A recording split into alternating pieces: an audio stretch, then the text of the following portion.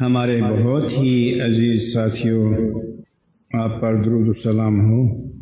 آج کی کلاس میں یا وزڈم سرچ میں یا کورس میں سب سے پہلے قرآن حکیم کی ایک حکمت بتانا چاہتا ہوں جو ہم سب کے لیے بہت ضروری ہے۔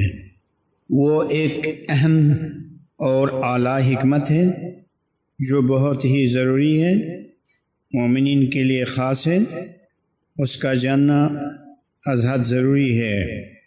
وہ اس طرح سے ہے کہ مومن کی زندگی دنیا میں دو حالتوں سے گزر سکتی ہے دنیوی اعتبار سے، کبھی فائدے میں کبھی نقصان میں، کبھی خوشی سے کبھی دل تنگی سے، کبھی کوئی دکھ اور کبھی کوئی سکھ۔ لیکن خدائی مہربان نے دونوں حالتوں میں سے مومن کو فائدہ دلانے کا اہتمام فرمایا ہے، اور اس طریقہ کار کا ایک نام ہے قرآن کی لینگویج میں احد الحسنیین، دو بلائیوں میں سے ایک۔ مثال کے طور پر مومن کی صحت ہوتی ہے اور وہ صحت مند رہتا ہے تو اس سے بھی فائدہ ہے، اور اگر وہ بیمار ہو جاتا ہے تو اس سے بھی فائدہ ہے۔ صحت کے فائدے کا آپ کو علم ہے، آپ شاید بیماری کے پہلو سے کیا فائدہ ہوتا ہے اس پر سوال کرنا چاہیں گے، تو ہم آپ کی خدمت میں اس کا جواب عرض کریں گے کہ بیماری میں مومن کو کیا کیا فائدے حاصل ہوتے ہیں۔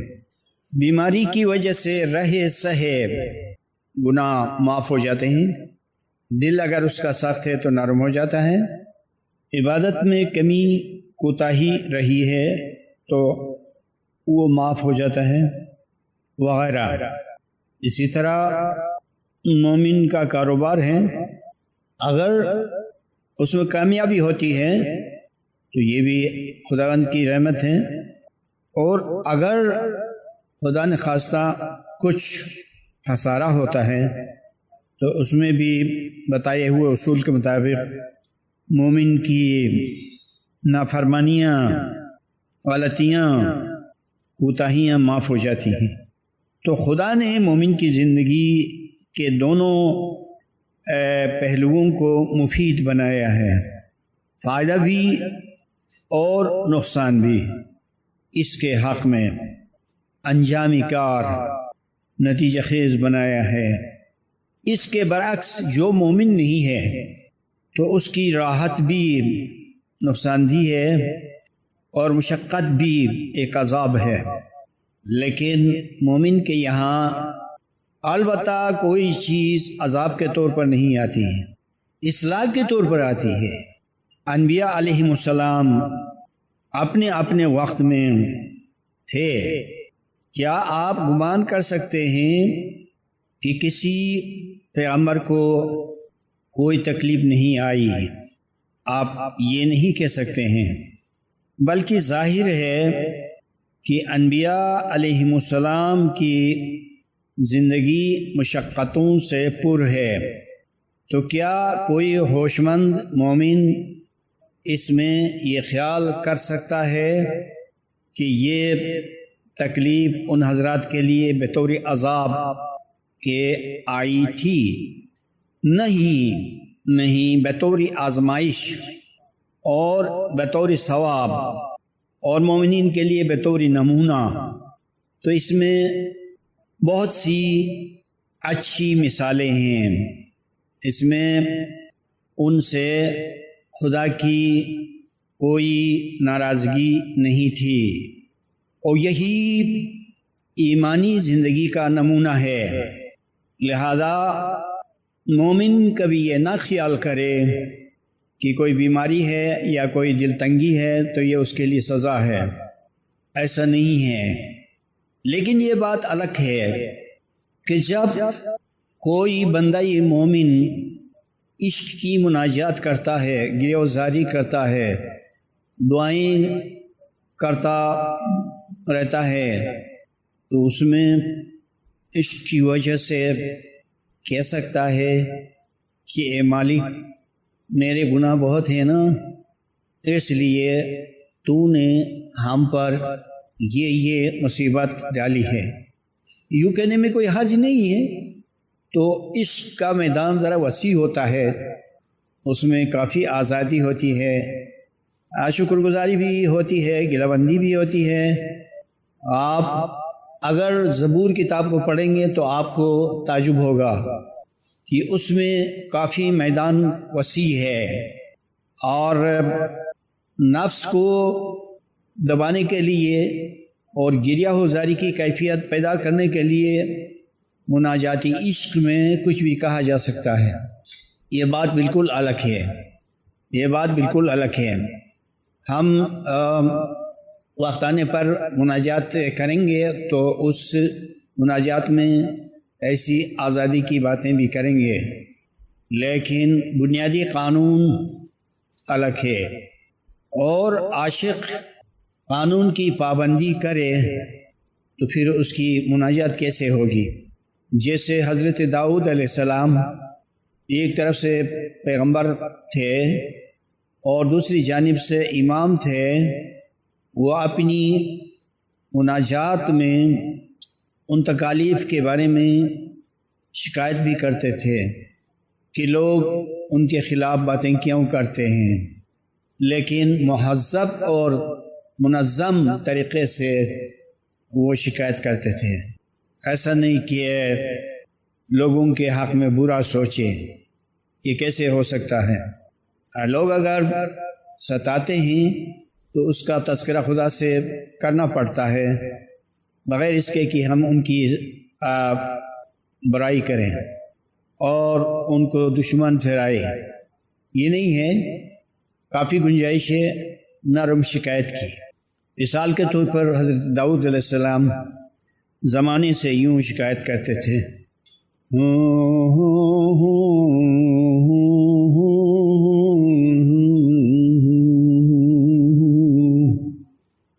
خدائی مہربان،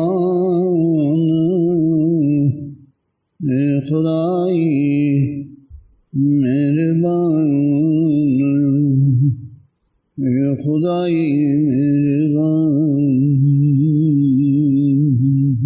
اے خدائی مہربان، زمانہ ہم کو کیوں ستاتا ہے، اے خدائی مہربان، یہ لوگ ہم کو کیوں ستاتے ہیں، کیوں ستاتے ہیں، ہمارے دل کو کیوں دکھاتے ہیں، اس سے بیچارہ دل نے کسی کا کیا بگاڑا تھا، اس دل کو وہ لوگ کیوں دکھاتے ہیں، ہم کو رنج کیوں پہنچاتے ہیں، کیوں شکایتیں ہم سے ان کو، اے خدائی مہربان، اے خدائی مہربان، زمانے میں ناقدری کیوں ہے،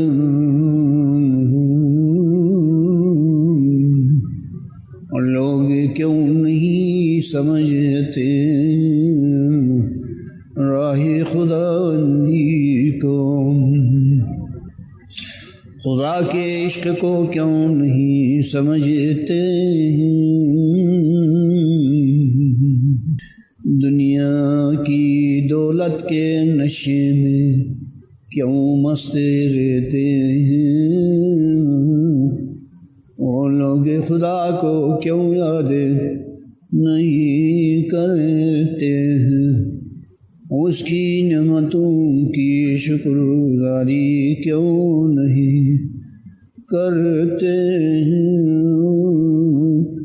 دنیا میں یکسانیت کیوں نہیں ہے، راہی حق سے لوگ واقف و آگاہ کیوں نہیں ہیں؟ لوگوں کو علم کی تلاش کیوں نہیں ہے؟ لوگوں کو حقیقی عشق کی قدردانی کیوں نہیں ہے؟ مولا مولا مہربان، مولا مولا مہربان، ہم سے نہ روٹھنا، اگر تو روٹھا تو آسمان بھی ہم سے روٹھ جائے گا اور زمین بھی ہم سے روٹھ جائے گی، پھر تو ہم کہاں جائیں گے مولا، ہم کہاں جائیں گے مولا؟ تو اگر روٹھا تو ہماری اپنی روح بھی ہم سے روٹھ جائے گی، ہم سے اپنی روح بھی روٹھ جائے گی، فرشتے تو کبھی کے روٹھ جائیں گے، فرشتے روحانی کائنات کی ہر چیز ہم سے ناراض ہو جائے گی، اس لیے مولائی مہربان ہماری خطاؤں سے درگزر فرمانا، ہماری کوتاہیوں سے، نافرمانیوں سے، خطاؤں سے درگزر فرمانا، درگزر فرمانا۔ ہم کو معلوم ہی اپنی عادتیں کہ ہم سے شبخیزی نہیں ہوتی، ہم سے شبخیزی نہیں ہوتی، اور اگر کبھی مشکل سے اٹھتے ہیں تو تیری یاد دل میں نہیں ٹھہرتی، اس لیے کہ ہم نے اپنے دل کو آلودہ کیا تھا، اور تیری یاد بہت ہی پاک تھی، تیرا مقدس اسم بہت ہی مقدس تھا اور پاک تھا،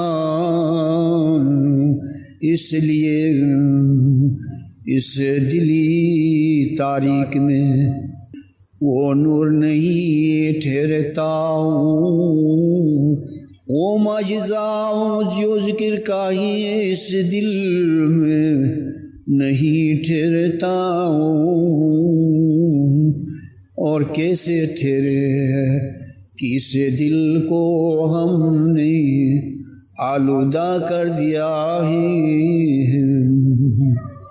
دل کے بنگلی کو ہم نے تیرے قابل نہیں بنایا، اس میں کوڑا کرکٹ بھی ہے، اس میں آلودگی بھی ہے، اس میں میل بھی ہے، لہذا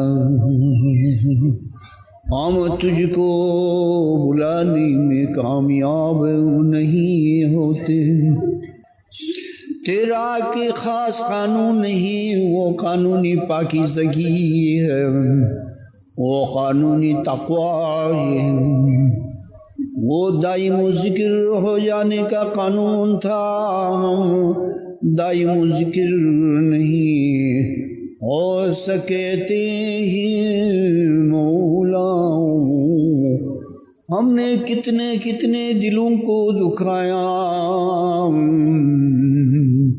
یہ سوچتے ہوئے کہ ہمارا ان کو ڈانٹنا صحیح ہے، لیکن وہ بیچارے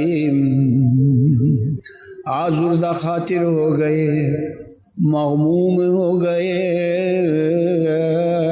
ہم نے ان کی دل آزاری کی، ہم نے تیرے مومنین کے دلوں کو دکھایا، اور آزار پہنچایا، اس لیے ہم اپنی دل کے مکان کو اس قابل نہیں بنا سکتے ہیں کہ جس میں تو تشریف فرما ہو جائے، تشریف فرما ہو جائے۔ اگر اپنی رحمت سے تو ہمارے اس دل کے گھر میں تشریف فرما ہو گیا تو پتہ چلے گا کہ تو آیا ہے، ہر چند کہ ہم اپنی ظاہری آنکھوں سے اس معجزے کو نہیں دیکھ سکتے ہیں، لیکن احساس ہوگا کہ تو آیا ہے، پتہ چلے گا کہ تو آیا ہے، محسوس ہوگا کہ تو آیا ہے، دل گواہی دے گا کہ تو آیا ہے۔ تیرے نور کی تابانی ہے، درخشانی ہے، تو ذوفگن اور ہے اس دلی ویران میں، اس دلی ویران میں اپنی رحمت کی زبردستی سے، اپنی رحمت کی زبردستی سے، اور تجھ میں بھی عشق ہے، جب تو چاہتا ہے تو ہر کام کو کر سکتا ہے، تجھ کو کوئی قانون پابند نہیں کر سکتا ہے، تیرے لیے کوئی رکاوٹ نہیں، تیرے لیے کوئی بات ناممکن نہیں، مہربان مہربان عنایت کر، عنایت کر۔ اور ہم بہت ہی بیچارے ہیں، غریب ہیں، مفلس ہیں، مجبوریوں میں، کمزوریوں میں مبتلا ہیں، نادان بھی ہیں ہم، جاہل بھی ہیں ہم، کمزور بھی ہیں ہم، بیمار بھی ہیں ہم، طفلی شیرخوار ہی کی طرح نادان ہیں، تیرے عشق میں ہم پختہ نہیں، مضبوط نہیں، مولا مولا اپنے ان چھوٹے چھوٹے بچوں پر مہربان ہو جا، ہم کو عشق کا کوئی گر سکھا دینا، ہم کو عشق کا کوئی طریقہ سکھا دینا، ہم کو کوئی بہانہ بتا دینا، مہربان مہربانی۔ جب ہم عشق کی مناجات کے لیے بیٹھتے ہیں تو آنا اور ہم سے قریب ہو جانا، اپنے عشق کی ہواؤں کو بھیج دینا، اپنے پاک عشق کی خوشبوؤں کو پہلے ہی سے بھیج دینا،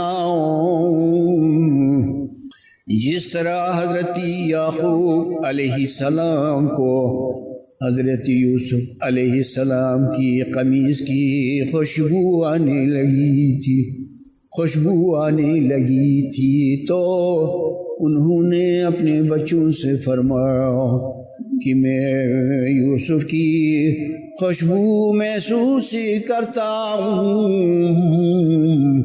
اس کے بچوں نے مذاق اڑایا، تو بھی جا بوڑھا ہو گیا ہے، بہک گیا ہے، اسی طرح ان کا مذاق اڑایا۔ ہم چاہتے ہیں تیرے آنے سے قبل تیری محبتوں کی خوشبو آئے، تاکہ ہم بیدار ہو جائیں، ہوشیار ہو جائیں۔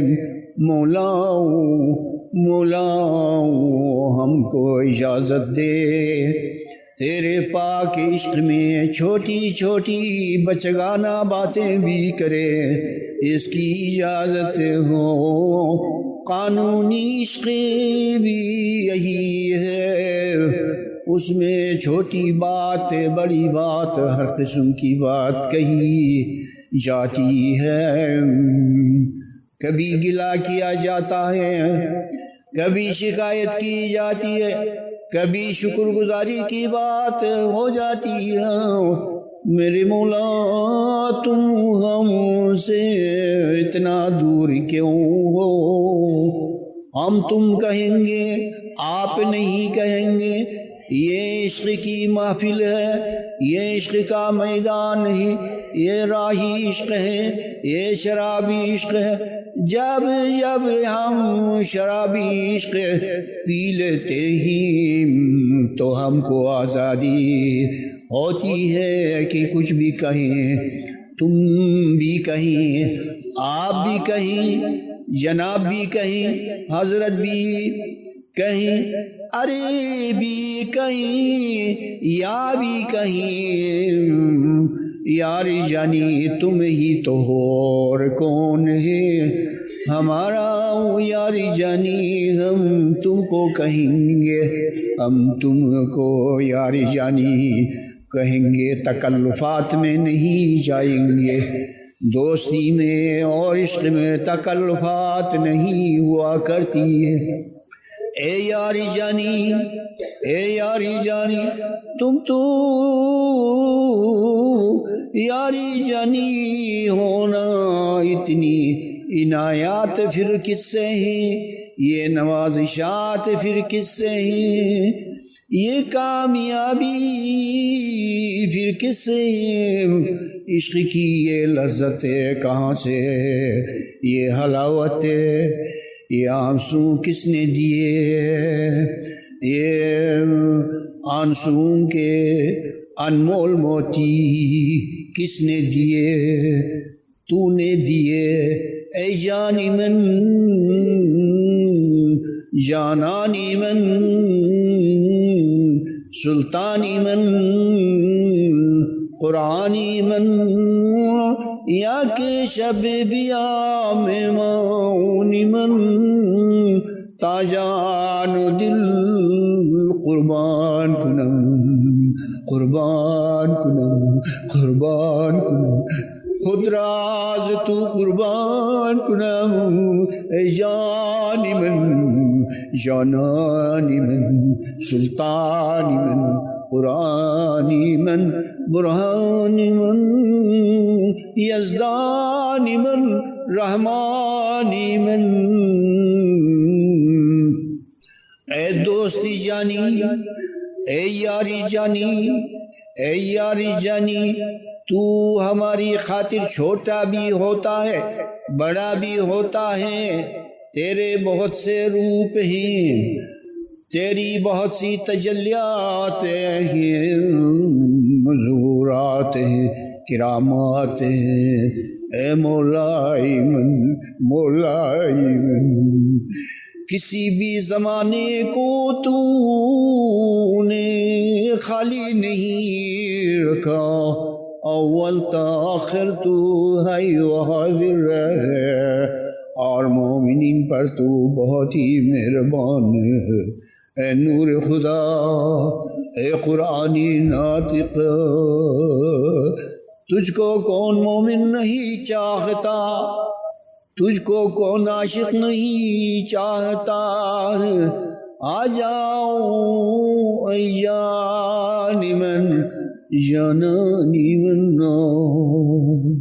کاش کبھی ہم کو کوئی ایسا دیدار نصیب ہوتا، تنہائی ہوتی یا چند ہم خیال ہوتے اور مولا ہمارے لیے وقت نکالتے، کرسی پر بیٹھتے، ہم کو اجازت ملتی، تم اگر پابوسی کرنا چاہو تو کر سکتے ہو، تو باری باری سے ہم پائی مبارک پر خود کو گرا دیتے اور زندگی بھر کی شکایات کرتے اور دوری اور جدائی کی شکایت کرتے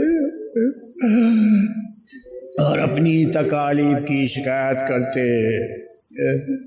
کی اس نے ظاہر میں بھی ہم کو کیوں ایسا موقع نہیں دیا کہ ہم محفل میں بھاگتے ہوئے اس کی کرسی کے سامنے جاتے، سر جھکاتے، بابوسی کرتے، قدم بوسی کرتے، سب کے سامنے آنسو بہاتے، لیکن ایسا نہیں ہوا۔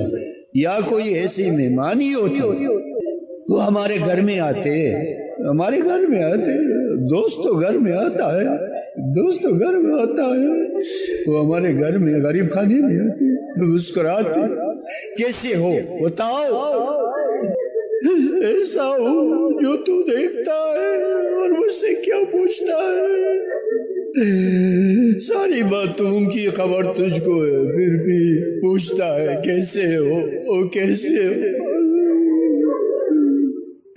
تو نے دیکھا، مصیبتوں میں دیکھا، تکالیف میں دیکھا، بیماریوں میں دیکھا، اور بیماریوں میں مبتلا ہوں اور کیسا ہوں، تکالیف میں گرا ہوا ہوں اور کیسا ہوں، قریب المرگ ہوں اور کیسا ہوں، مرنے پر جھک رہا ہوں اور کیسا ہوں۔ آپ فرماتے ہیں کیسے ہو اے نازنین، اے دل نشین، اے دل نشین، اے نازنین، اے حسین،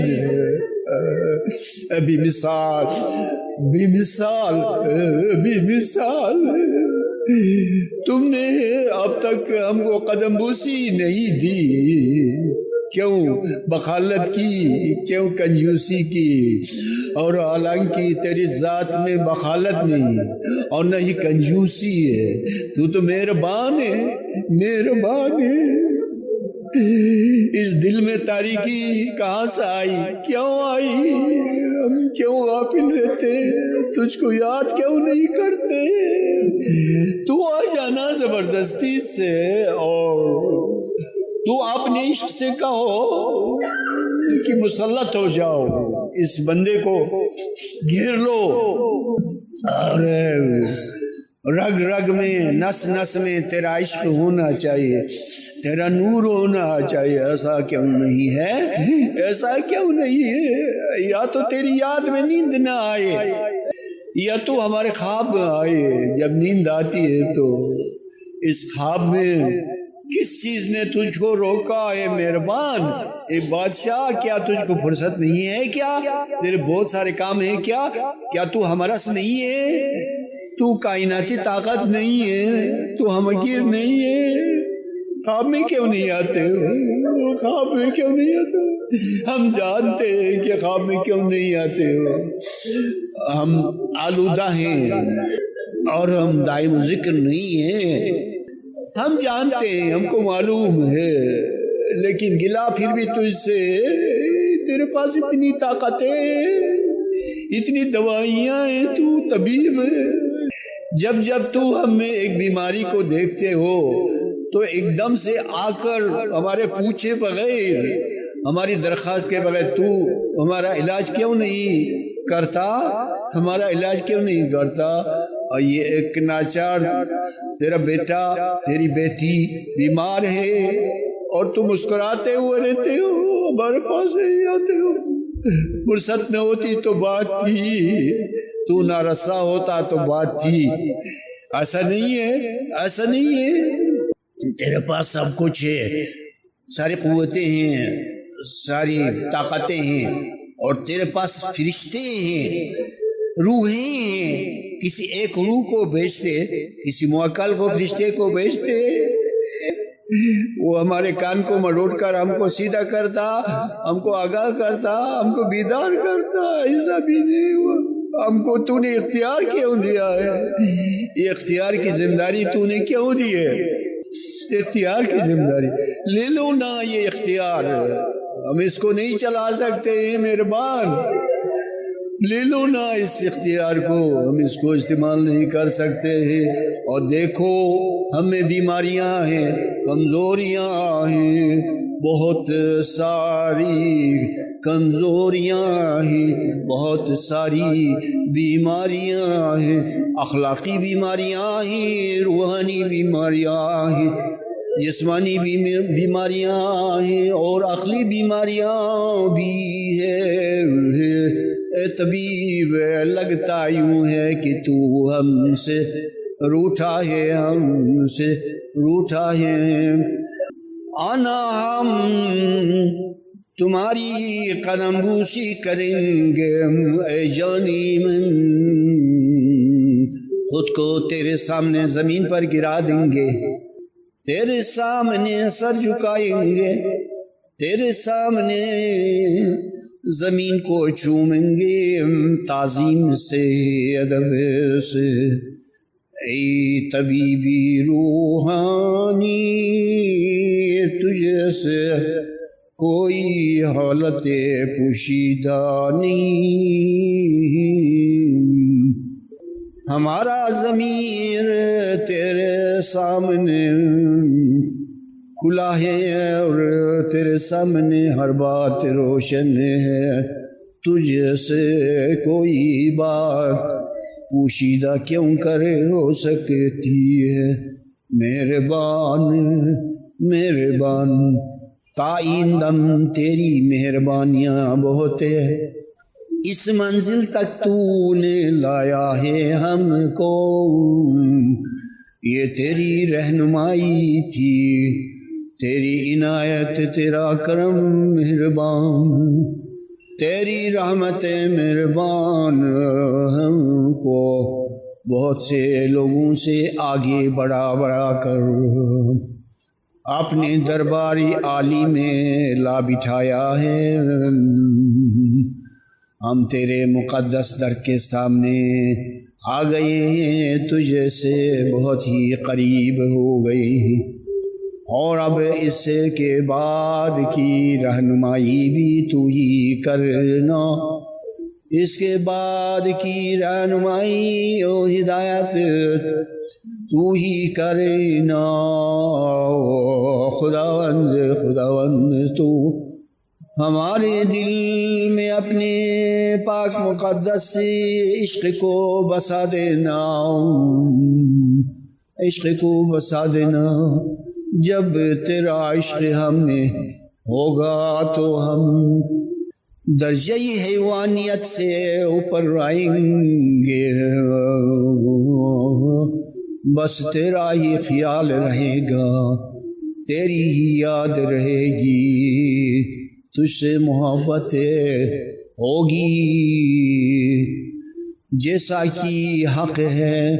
مہربان کرم کر، مہربان عنایت فرما، اے روحانی طبیب تو بے شک طبیب ہے، تو برحق طبیب ہے، علاج کر اس دل نادان کی، اس دل تاریک کی، ہماری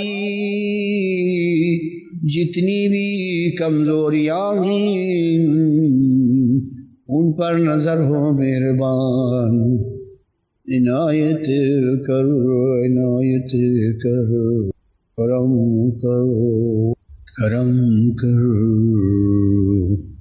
کرم کر۔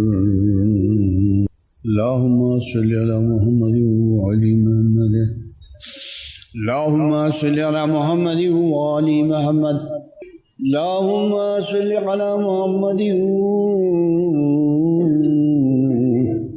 وعلی محمد، اللہم صلی علی محمد وعلی محمد۔ اسی کا کرم ہے، اسی کی رحمت اور عنایت ہے، اور اسی کی مہربانی ہے، وہی مسبب الاسباب ہے، کوئی سبب بناتا ہے، کوئی وسیلہ کہ جس سے بندہ مومن رجوع کرتا ہے، اس کی بارگاہ عالی کی طرف رخ کرتا ہے، کچھ مانگتا ہے، کچھ دعا کرتا ہے، کچھ آنسو بہانے کے لیے کوشش کرتا ہے۔ مکتبی عشق میں ہم کو بھیج دے، مکتبی عشق کو ہم چاہتے ہیں، ہم کو عشق کا کوئی درس ملے، عشق کا ہم کو کوئی سبق ملے۔ یا مولا تو نے اپنے ارشادات میں پاک عشق کی تعریف فرمائی ہے، ایمان کی تعریف فرمائی ہے، عشق کی، عقل اور علم کی۔ تو نے دائم الذکر ہونے کے لیے فرمایا ہے، تو نے عبادت کے لیے تاکید کی ہے، تو نے فرمایا ہے کہ غیبت منع ہے، حسد، لالچ، رشوت، جو چیز منع ہے وہ بالکل منع ہے۔ تو نے فرمایا ہے کہ دل کا بنگلہ ایسا ہونا چاہیے کہ جس میں صرف مولا ہی رہے۔ کوئی عاشق اپنے دل کے بنگلے میں جب مولا کو بسائے گا تو مجال ہے کہ اور کوئی چیز دل میں آئے۔ جب مومن تنہائی میں ہوتا ہے تو دانائی یہ ہے کہ وہ باتیں کرے، دل میں بھی اور زبان سے بھی۔ ذکر قلبی ہر چند کی بہت ہی اچھا ہے، لیکن کمزور مومن ذکر قلبی کس طرح کر سکتا ہے؟ لہذا اس کو ذکر جلی کرنا چاہیے تاکہ اس پر اپنی آواز کا اثر پڑے اور آواز کی طرف اس کی توجہ ہو۔ ذکر قلبی ان کے لیے ہیں جو فنا ہو چکے ہیں، جن کے دل میں وسوسے نہیں آتے ہیں، ان کے لیے ذکر قلبی بہت اچھا ہے۔ لہذا کھلی مناجات بہت اچھی ہے۔ ہم چند یہاں مولا کے مرید بیٹھے ہیں، ہم اگر خاموش ذکر کرتے ہیں تو اس میں نہیں پگھلتے جس طرح آپ پگھل گئے ہیں۔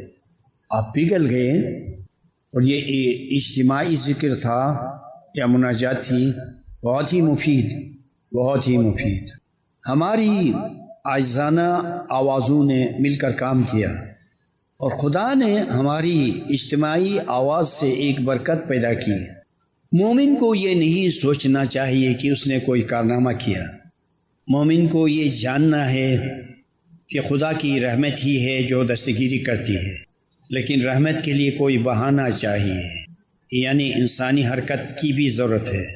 مثال کے طور پر بہت اچھی مثال ہے جو ابھی ہمارے سامنے ہوئی کہ ہم نے اجتماعی طور پر کوشش کی تو مناجات تھوڑی دیر کے لیے کامیاب ہو گئی اور قریب تھا کہ ہم بالکل مست ہو جائیں اور ہم پر وجد کی کیفیت طاری ہو جائے، لیکن ہم نے اپنے آپ پر کنٹرول کیا اور احتیاط سے کام لیا کہ اگر کچھ دیر تک ہم اسی حالت میں رہتے تو ممکن تھا کہ ہم بہت ہی مست ہو جاتے اور شور و غوغا بھی کرتے، لیکن ہمیں اپنے ماحول کا بھی خیال رکھنا پڑتا ہے۔ ہم کسی الگ تھلگ کوہی طور میں نہیں ہیں، ایک شہر کے اندر رہتے ہیں، سوسائٹی میں رہتے ہیں، اس کا بھی خیال رکھنا ہوتا ہے اور ہم کو یہ اجازت نہیں ہے کہ ہم کسی کوہی طور میں جائیں ایک گروپ کی شکل میں اور وہاں چلا کریں، اس کی بھی اجازت نہیں ہے۔ ہمیں صرف اور صرف جماعت خانہ کا راستہ دکھایا گیا ہے اور اس میں جو اصول ہے اس کے مطابق ہم نے عبادت کرنی۔ چونکہ یہ پرائیویٹ مجلس تھی اس لیے ہم نے ایک ایکسرسائز کیا، ایکسپیریمنٹ کرنے کے لیے اجازت ہے، مذہب میں بھی سائنس میں بھی تجربہ کرنے میں کوئی قباحت نہیں ہے۔ جب ہم اپنے مذہب کے پابند ہیں اور امام کے پاک فرمان کے تابعدار ہیں، اسی کے ساتھ ساتھ ہم کوئی ایکسرسائز کر سکتے ہیں۔ لفظ ایکسرسائز کو امام نے اپنے پاک ارشاد میں یوز کیا ہے اور امام عالی مقام نے روحانی ترقی کی گوناگون مثالیں فرمائی ہیں کہ مومن کو اپنی روح میں پہلوان ہو جانا ہے۔ پہلوان ہو جانا ہے تو یہ کام بر وقت ہو سکتا ہے، بچپن میں یا نوجوانی میں اس کا آغاز ہونا چاہیے۔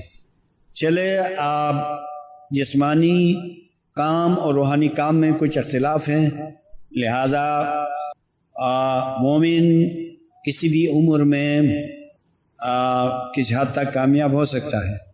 اور جب امام نے ریسلنگ کی تشبیہ دی تو ریسلنگ میں ایکسرسائز ہوتی ہیں، ورزشیں ہوتی ہیں، مشقیں ہوتی ہیں، لہذا ہماری یہ چیزیں اس فرمان کے تحت آتی ہیں کہ ہم ایکسرسائز کرتے ہیں۔ امام عالی مقام نے اپنے ایک پاک ارشاد میں یہ بھی فرمایا کہ مومن کی ترقی کی حد معجزے تک ہے۔ میری نظر میں یہ فرمان بہت ہی عالی ہے کہ امام نے یہ فرمایا کہ مومن کی ترقی کی حد معجزے تک ہے۔ میرے خیال میں اس کی تاویل ہے، وہ تاویل یہ ہے کہ ایک مومن ریگولر عبادت کرے اور بیت الخیال میں کامیاب ہو جائے، اور امامی عالی مقام نے ایک جگہ پر فرمایا ہے کہ تم کم سے کم یہ کوشش کرو کہ ایک دفعہ تمہاری روح تمہارے بدن سے نکل جائے۔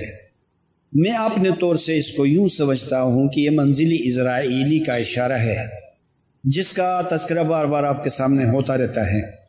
مولا چاہتا ہے کہ مومن بیت الخیال اور بڑے کام میں بہت ترقی کرے۔ مومن معجزہ کرتا ہے تو اس کا اشارہ یہ بیت الخیال کی طرف ہے۔ بیت الخیال کے بغیر، امام کے بتائے ہوئے اصولوں کے بغیر کوئی مومن کس طرح معجزہ کر سکتا ہے؟ اور مومن کا معجزہ کرنا یہ ہے کہ وہ عالمی شخصی میں داخل ہو جائے، اور مومن کا معجزہ یہ ہے کہ اس کے لیے انفرادی روحانی قیامت برپا ہو جائے۔ کہ ایک معجزہ نہیں، معجزات کی ایک کائنات سامنے آئے گی۔ سب سے پہلے منزل اسرائیلی اور اسرافیلی، یہ معجزہ اتنا دلچسپ اور پرکشش ہے کہ اگر ہم ہر روز اسی کی وضاحت کرتے رہیں تو بھی اس کی چاشنی، حلاوت، لذت، حکمت کبھی ختم نہیں ہوگی۔ یہ اتنا بڑا معجزات کا جنکشن ہے، منزل اسرائیلی و اسرافیلی۔ اسرائیل اور اسرافیل مل کر کام کرتے ہیں، یہ دو سردار فرشتے ہیں۔ سردار فرشتے اس معنی میں ہے کہ ان کے تحت لشکر ہے، اسرائیلی لشکر اور اسرافیلی لشکر۔ عجیب و غریب بات ہے، عجیب و غریب بات ہے۔ آپ کے دین کی سچائی کا ثبوت ہے اس میں، آپ کے امام کے برحق ہونے کی دلیل ہے اس میں۔ یہ امام کا معجزہ ہے، پھر کبھی امام اپنے معجزے کو بندے سے منسوب کرتا ہے تو یہ عجیب بات ہے۔ مومن معجزہ کر سکتا ہے، یہ معجزہ مومن کرتا ہے یا امام کرتا ہے؟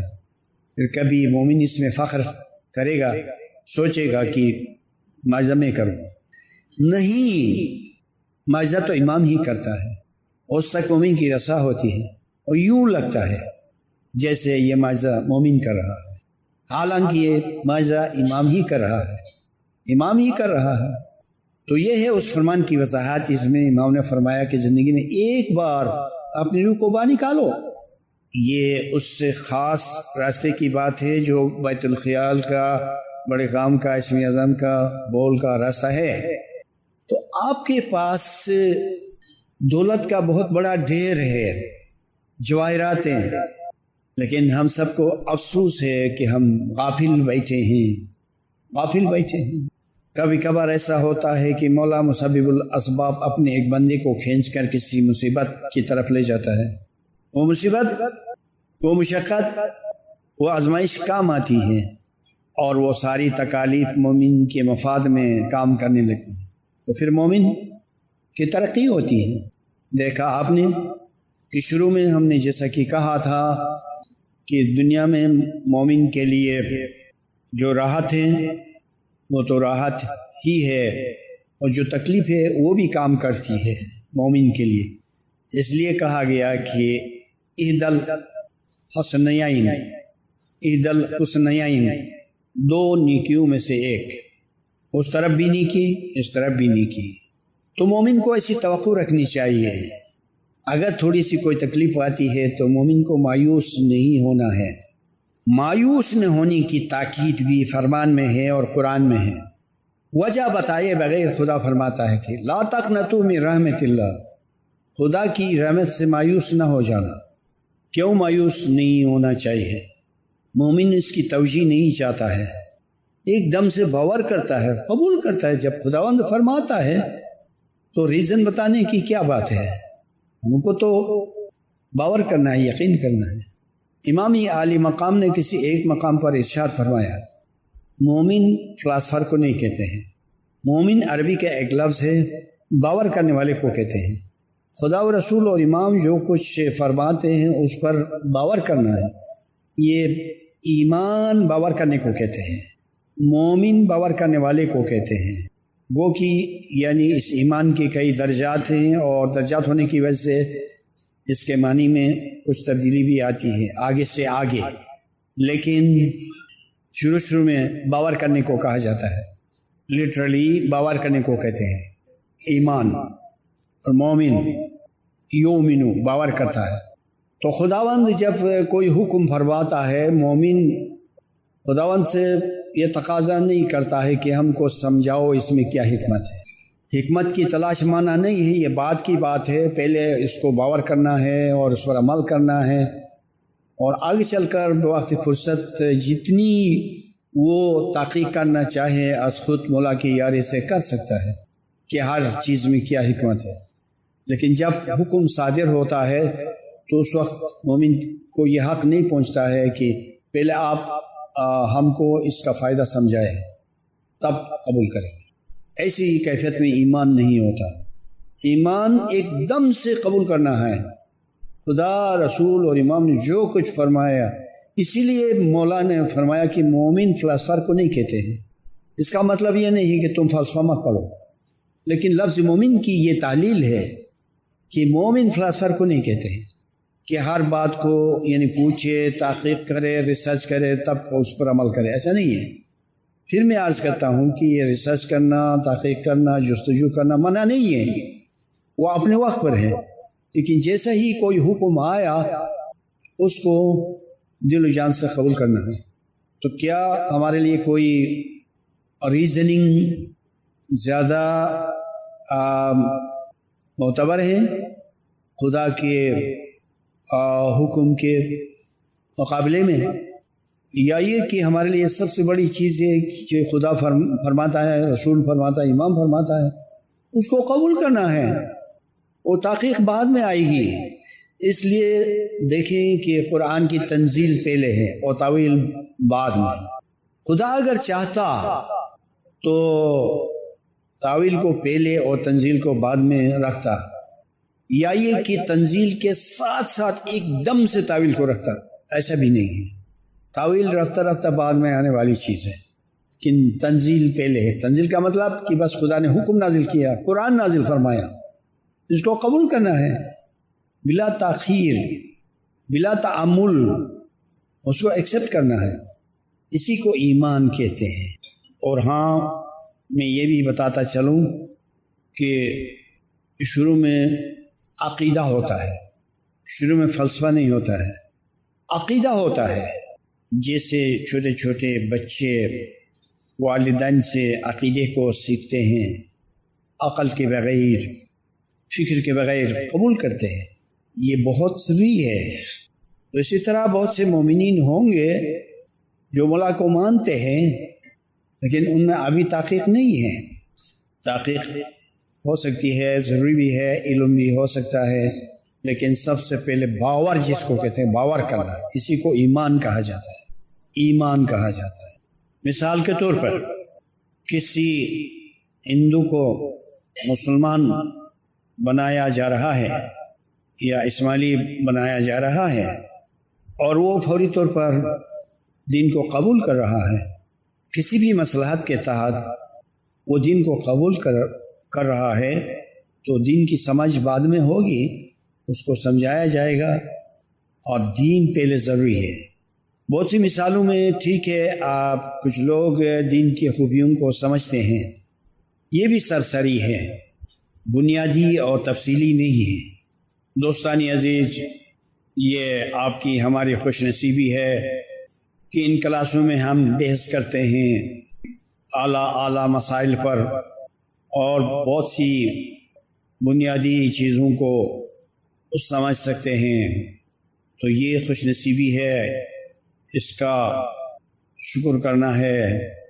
اور عرصہ ہوا آپ کو اس محفل میں سمجھتا ہوں کہ آپ کا ذخیرہ علمی بہت بڑا ہے، معلومات کا ذخیرہ، تو یہ اسی خداوند کا احسان ہے، اسی کی رحمت اور مہربانی ہے۔ آپ اپنی زندگی کو علمی بنائیں، حقیقی بنائیں، عرفانی بنائیں، ایسا ہو جائیں کہ بس آپ کے دل میں ذکر ہی کی آواز گونجے، محفل کی کوئی بات دل دماغ میں آ جائے، اور دنیا کو بہت کم دخل ہو آپ کے اندر۔ اتنی چیزیں آپ دل دماغ میں بھر لیں تاکہ دنیا کی چیزوں کے لیے گنجائش ہی نہ ہو۔ کسی محفل میں، کسی گھر میں لوگ بھرے ہوئے ہیں تو پھر مزید لوگ باہر سے کیسے آ سکتے ہیں؟ کسی ظرف میں کوئی چیز بھری ہوئی ہے کسی برتن میں، تو اور کوئی چیز اس میں کس طرح آ سکتی ہے؟ آپ کے جگ میں دودھ بھرا ہوا ہے تو پھر اس میں پانی کے لیے جگہ نہیں ہے، یہاں تک کہ ہوا بھی اس میں سے خارج ہو گئی۔ آپ اپنے دل کو یاد الہی سے بھر لے۔ زمانہ نبوت میں کسی صحابی نے آن حضرت سے سوال کیا کہ یا حضرت، مجھ کو وسوسے ستاتے ہیں، اس کے لیے چارہ کار کیا ہے؟ آن حضرت نے اس کو بتایا کہ کوئی ٹکڑا یاد الہی کا گنگناتے رہیں، کیونکہ ترنم کی کوئی چیز بہت ہی پر اثر ہوتی ہے، ترنم کی کوئی چیز بہت ہی پر اثر ہوتی ہے۔ تو آپ کے پاس جنان کے جواہر پارے ہیں، پیسز ہیں، کسی خوبصورت پیس کو آپ لیں، گنگنائیں تو دل پر عشق کا اثر ہوگا اور آپ کی آواز میں برکت پیدا ہوگی اور روح القدس کام کرے گا۔ یہ کوئی اسم آپ ترنم کے ساتھ پڑھیں